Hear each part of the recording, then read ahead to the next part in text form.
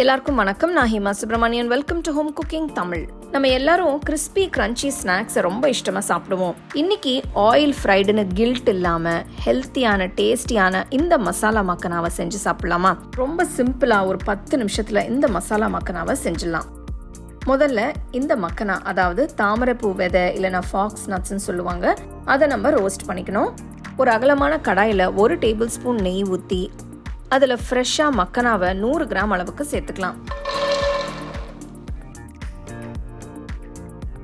ஸ்டோவை medium ஃப்ளேம்லேயே வச்சு நல்லா திருப்பி விட்டு ஒரு 5 நிமிஷம் நல்லா கிறிஸ்பியாக ஆகிற வரைக்கும் வறுத்துக்கோங்க.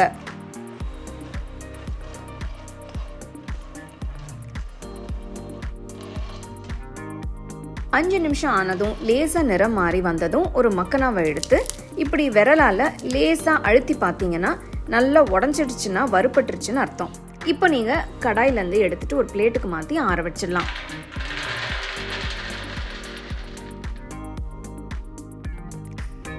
அதே கடாயில் இன்னொரு 2 டேபிள் ஸ்பூன் நெய் ஊற்றிக்கலாம்.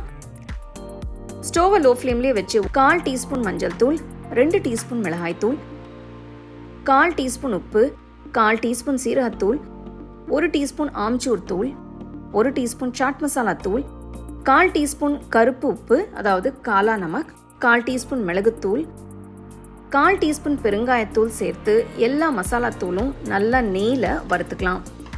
நல்ல பச்சை வாசனை போகிற வரைக்கும் ரோஸ்ட் பண்ணுங்க. மசாலா தூள் சட்டு தீஞ்சிரும். அதனால ஸ்டோவை எவ்வளோ முடியுமோ அவ்வளோ சின்னதாக வச்சு மசாலாவை பெரட்டி விட்டுட்டே இருங்க. மசாலா எல்லாம் நல்லா வறுப்பட்டதும் கொஞ்சமாக ஃப்ரெஷ்ஷான கருவேப்பிலையை சேர்த்துக்கலாம். உங்ககிட்ட கருவேப்பிலை இல்லைன்னா இந்த ஸ்டெப்பை ஸ்கிப் பண்ணிடுங்க, பரவாயில்ல. இப்போ வறுத்து வச்ச மக்கானாவை கடாயில் சேர்த்துடலாம். மக்கானாவை சேர்த்த உடனே ஸ்டவ் ஆஃப் பண்ணிட்டு மசாலா எல்லாம் மக்கானா மேலே கோட் ஆகிற மாதிரி நல்லா மிக்ஸ் பண்ணுங்க. இது ரொம்ப சிம்பிளான ரெசிபி தான், ஆனால் ருசி ரொம்ப அருமையாக இருக்கும். நான் நிறைய மக்கானா ரெசிபிஸ் பண்ணியிருக்கேன். சில லிங்க்ஸ் நான் டிஸ்கிரிப்ஷனில் கொடுக்குறேன், கண்டிப்பாக செக் பண்ணி பாருங்கள்.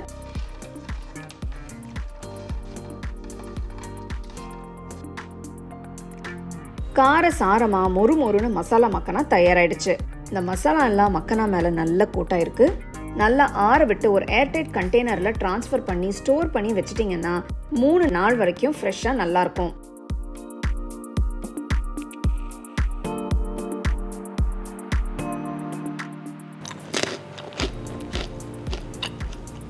டேஸ்ட்டு சொல்லவே வேண்டியதில்லை, அவ்வளோ நல்லா இருக்குது. பாருங்கள் எவ்வளோ கிறிஸ்பியாக, ரொம்ப டேஸ்ட்டாக இருக்குது. இது ரொம்ப குயிக்காக செய்யக்கூடிய ஒரு ஸ்நாக் ரெசிபின்னு சொல்லலாம். கண்டிப்பாக நீங்கள் ட்ரை பண்ணி உங்கள் ஃபேமிலி ஃப்ரெண்ட்ஸோட ஷேர் பண்ணிக்கோங்க. The second edition of the home cooking book is now available on Amazon as well as on shop.homecookingshow.in.